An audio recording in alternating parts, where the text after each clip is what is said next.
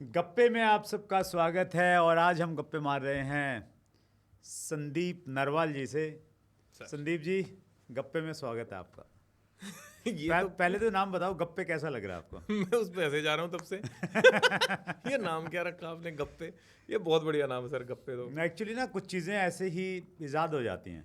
अरे वाह। तो हमारे गेस्ट आए थे बॉम्बे से, रवि वर्मा। अच्छा अच्छा। तो ऐसे बात बात की, इंटरव्यू हो गया। हाँ हाँ हाँ तो हम सर। बैठे थे, मैंने कहा रवि जी गप्पे मारने उधर की बजाय यही मार लेते हैं बैठ के। अच्छा। तो हमने ऐसे बात बात की, तो उस बात बात में ना फिर हमने जब उसको सुना तो उसमें गप्पे शब्द 5-6 बार आया।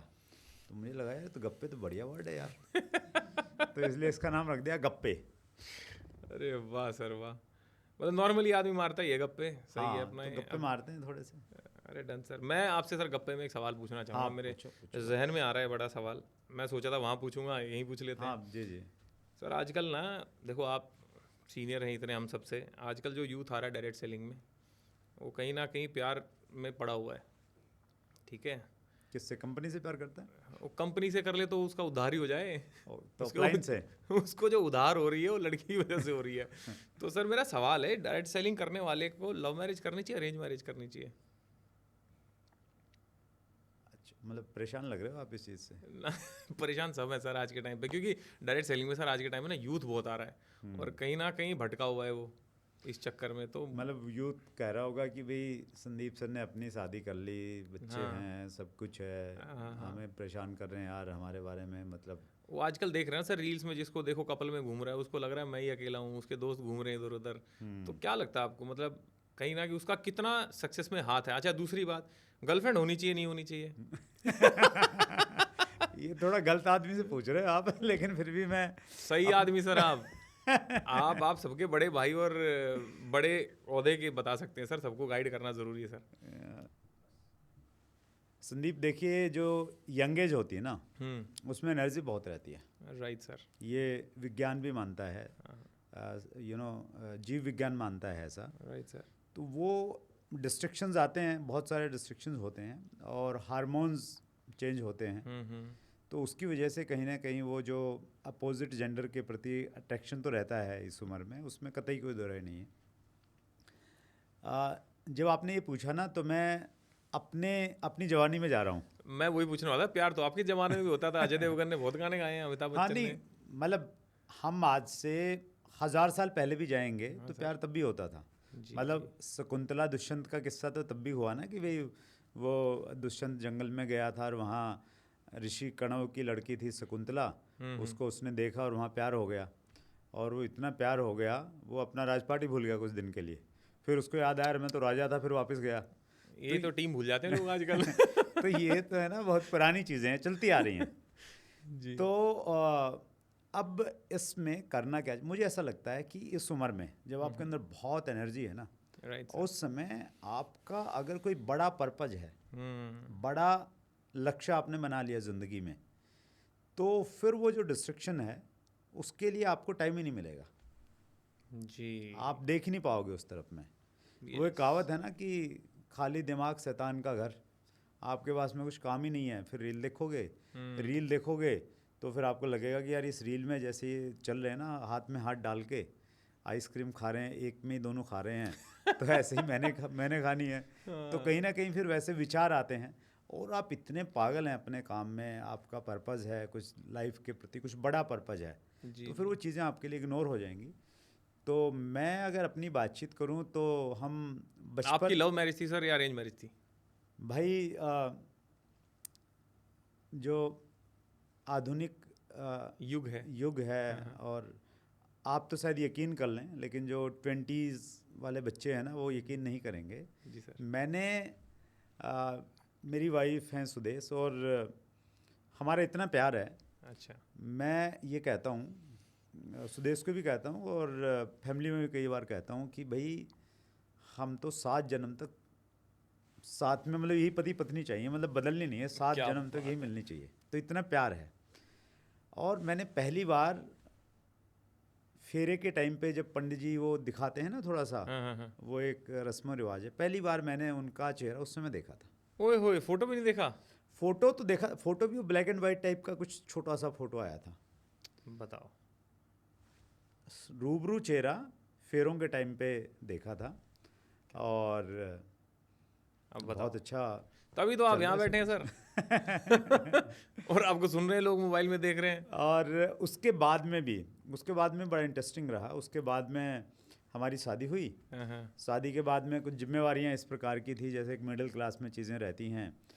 तो अब ये था कि यार पहले तो काम धंधा नहीं करते थे तो भी चल जाता था, अब घर वाले बोल रहे कि अब तो शादी हो गई, अभी बच्चे हो जाएंगे, तो अब तो कुछ करो। तो वो वाला दौर था, तो फिर लगे रहे किसी काम में।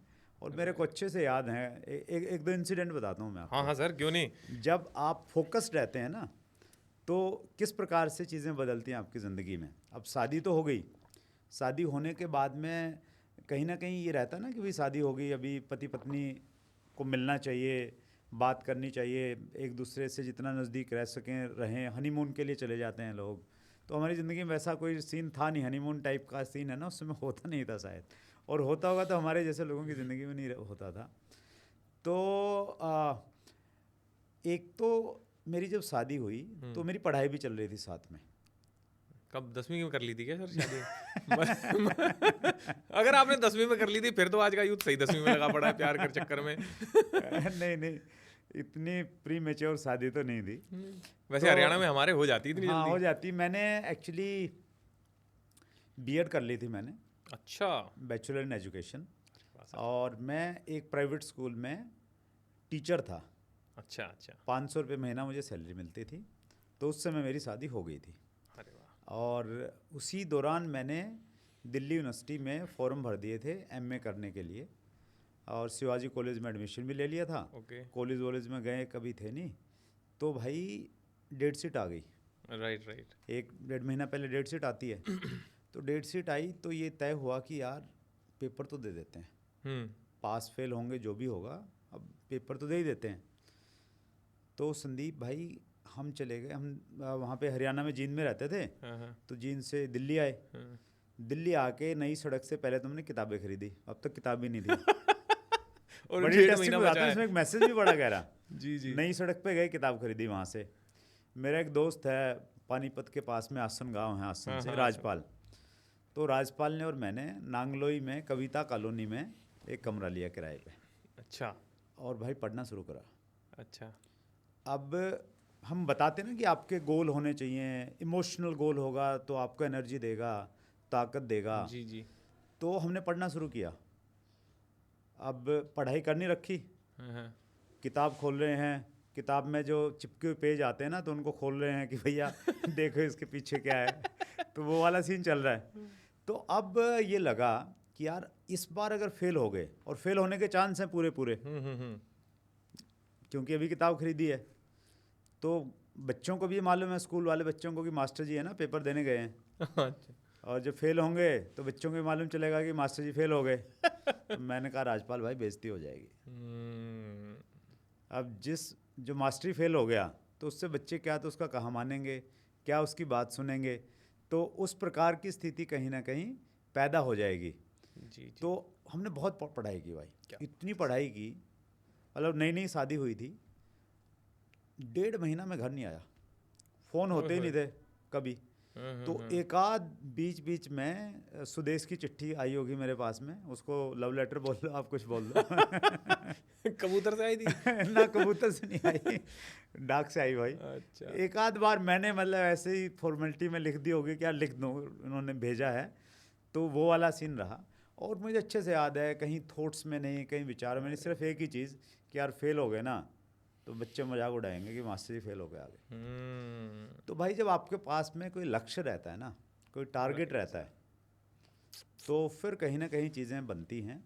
और वो एग्ज़ाम हुए, फिर मैं बहुत शॉर्ट में अगर बताऊं तो फिर मुझे लगा यार नौकरी से कुछ ज़्यादा होगा नहीं। फिर मैं जींद में चला गया और वहाँ पे केबल टीवी का काम करने लग गया।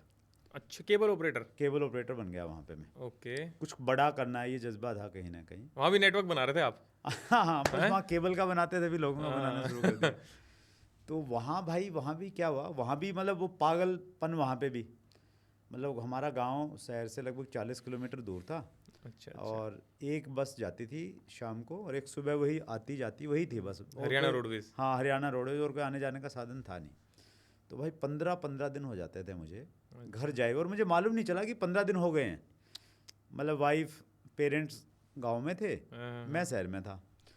तो जब मैं जाता तो गांव में जो थोड़ी बड़ी औरतें होती ना, तो वो कान खींचती, 15 दिन में आया है जा रहे, छोटी सी बहू है, उसका भी ख्याल नहीं रखता। तो वो थोड़ा उस तरीके से बातचीत करती, तो मेरे को अच्छा 15 दिन हो गए। तो भाई जब आप फोकस रहते हैं ना ज़िंदगी में, तो फिर चीज़ें नहीं रहती। तो आप वाले प्रश्न पे आते हैं कि जो लोग लगे हुए ना कहीं यहाँ तो सर अगर एक सेकंड में आपकी बात को रख रहा हूँ, यहाँ तो व्हाट्सएप पे अगर 1 मिनट रिप्लाई ना आया तो बाबू रूठ जाता है। यहाँ 15 दिन बताओ बंदा काम पे लगा हुआ है। नहीं, वो लक्ष्य कोई बड़ा नहीं है ना, गोल बड़ा नहीं है एक्चुअली। अगर गोल बड़ा होगा ना तो फिर बाबू भी नहीं रूठेगा और चीज़ें ठीक ठाक रहेंगी। जी सर। और बाबू भी कुछ ऐसा होना चाहिए जिसको मालूम हो कि भाई मेरे बाबू का लक्ष्य बड़ा है। Absolutely sir. तो ऐसा ही बाबू पसंद करेंगे तो मुझे लग रहा है ज़िंदगी फिर अच्छी होगी। और फिर हमारी तरह रहेगा कि 7 जन्म फिर यही चाहिए। 7 जन्म का कॉन्ट्रैक्ट हो गया सर आपका। हाँ। क्या तो संदीप भाई, आपने अपनी शादी के बारे में नहीं बताया। आपकी लव मैरिज थी, क्या था? सर मेरी तो पहली बात तो 29 साल तक कोई, क्योंकि सैनिक स्कूल में चला गया, वहाँ लड़की नहीं। फिर उसके बाद में गांव हरियाणा रोडवेज से आता था, गांव से लेके शहर आता था, तो कोई लड़की का वो नहीं, जाना भी होता है वापस। फिर उसके बाद कॉलेज में मैकेनिकल इंजीनियरिंग, वहाँ कोई लड़की नहीं। गांव में तो वैसे सारी लड़कियां बहन होती हैं। हाँ, गांव में तो वैसे नहीं, गर्दन नीचे करके चलने हैं। फिर उसके बाद में कॉलेज, वहाँ मैकेनिकल इंजीनियरिंग, वहाँ लड़की नहीं। और जो 2-4 थी भी वो लड़कों जैसी थी, हमारे जैसी थी। हमारे मुझ कम थी।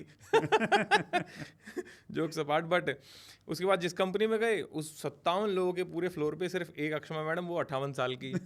तो जीवन में तो वही, वो कहते ना कॉमेडियन, वो कहते हैं कि हमारे जीवन तो सर ऐसा था कि हमारे जीवन में कंगी भी नहीं थी, कंगा था। इतना फीमेल इंटरेक्शन कम था। फिर डायरेक्ट सेलिंग में आए तो यहाँ पे मेरा रूल रहा कि सर टीम में जितनी भी लड़कियाँ होंगी वो बहनें होंगी। मतलब मेरी टीम में आज भी रूल है, जब ज्वाइन हो जाएंगी तब, प्लान दे रहे हैं तब नहीं। प्लान देते टाइम पता नहीं कौन क्या सोचे, ज्वाइन होगी तो ठीक। उसके बाद में सर घर वालों ने प्रेशर करा, तो फिर 2-4 उन्होंने भी फ़ोटो वोटो दिखाई। तो मेरे जीवन के डिसीजन ऑलमोस्ट सारे अपने आप लिए, तो जीवनसाथी.com पे चला गया मैं।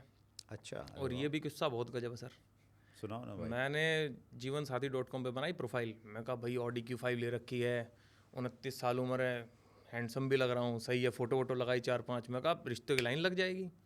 मैं रिक्वेस्ट भेज रहा हूँ, आप बिलीव नहीं करोगे, 43 रिजेक्शन आए मेरे को लगातार। अच्छा। अरे। फिर 29 अप्रैल को रात को लगभग 10:30 बजे के आसपास में मेरी वाइफ की रिक्वेस्ट आई, पहली लड़की की।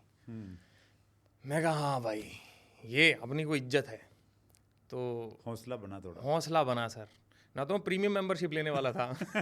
मैं तो अब मैं इतना कंगाल, मतलब मैं इतनी वो सोच रखता हूँ कि पैसा बचाऊँ, मैं क्यों प्रीमियम मेंबरशिप लूँ भाई, आज तक तो ली नहीं हमने। मतलब मैं तो सर मंदिर में भी जब जाता हूँ तो वहाँ बैठता हूँ जहाँ चप्पल भी दिखे और भगवान भी दिखे, मैं क्यों प्रीमियम मेंबरशिप लूँ।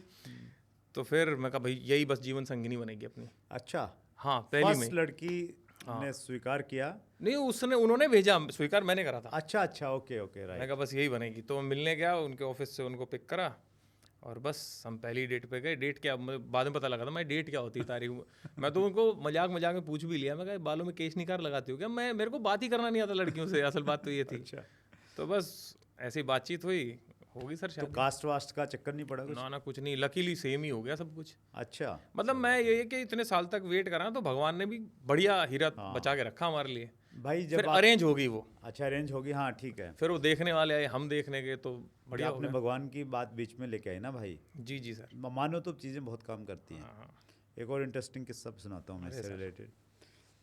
भाई गांव में तो हम लोग रहते थे, तो कुल्लू मनाली तो बहुत दूर थे रहना हमारे लिए। तो ना लोग जब कावड़ लेने जाते थे हरिद्वार, वही हमारा हिल स्टेशन था और वही हमारा डेस्टिनेशन। और उसमें भी धर्मशाला में। हाँ, अरे वही थी सब कुछ।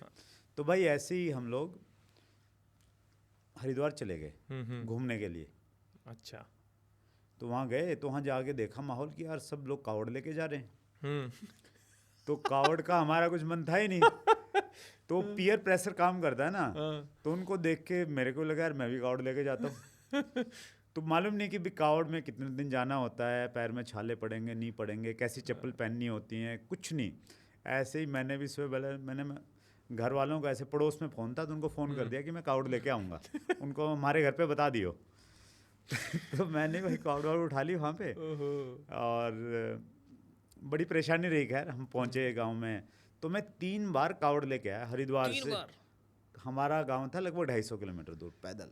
क्या बात है सर। और भाई 3 बार लेते ही भोले ने सुनी हाँ हाँ और हाँ। शादी होगी भाई। ओहो, ये अब समझ में आया, जो जाम लगता है सावन में वो आपकी स्टोरी सुन के लग रहा है सब कुंवारे जा रहे हैं, कह रहे सुरेंद्र वत्स सर की होगी, हमारी भी होगी। भाई भोला सुनता तो है भाई। मैं भी उन्हीं भगवान को मानता हूँ मैं सर। तो बड़ा मानता हूँ इस चीज़ में। हाँ चलिए, बहुत संदीप भाई गप्पे हमने खूब मार लिए। और वैसे तो गप्पे कितने भी मारते रहो लेकिन लोग बोर हो जाएंगे। बोले पका दिया आपके गप्पों ने हमें। नहीं नहीं, गप्पों में क्या है ना, वो भी शामिल होना चाह रहे हैं, असल बात तो ये है इसलिए वो देख रहे होंगे इस तरीके से। हाँ चलो संदीप भाई, बहुत बढ़िया लगा आपसे गप्पे मार के। और मैं व्यूवर्स को भी कहना चाहता हूँ कि अगर आपको ये गप्पे अच्छे लग रहे हैं तो गप्पे सीरीज़ में जितने भी पहले ना सारे गप्पे सुन डालो, आपको मज़ा आएगा। और अगर अच्छा नहीं लग रहे हैं तो भाई मत देखा करो, क्यों टाइम वेस्ट कर रहे हो। चैट विद सुरेंद्र वत्स पे चले जाओ, वहाँ पे ज्ञान मिलेगा। वहाँ पे संदीप भाई बताएंगे आपको कि लीडरशिप क्या होती है, लीडर के अंदर में क्या क्या होना चाहिए। तो वैसे वाला ज्ञान चाहिए तो वहाँ चले जाओ, और थोड़ी मौज मस्ती मजाक वजाक चाहिए तो यहाँ पे आ जाओ। क्या बात है। और गप्पे की भाई हम लोग विदाई पता कैसे करते हैं? हाँ जी। हाथ मिलाते हैं। हाँ हाँ। और हाथ भी सीधे तरीके से नहीं मिलाते हैं, तो एक अलग तरीका है। अच्छा। अरे आपको तो मालूम है यार, ये हैं भाई, हरियाणा वालों को सबको ही मालूम है क्या ये? अरे क्या बात है भाई। आज तक जिससे मिला है ना तो पहले 3 बार रिहर्सल करवाता हूँ उसकी, मैं तब जाके मिलता है ये। सर आप सही आदमी से अब मिले हो। चलो thank you so much sir, thank you everyone. आपको गप्पों में मजा आया होगा, ऐसे ही मजे लेते रहो, जिंदगी में आगे बढ़ते रहो।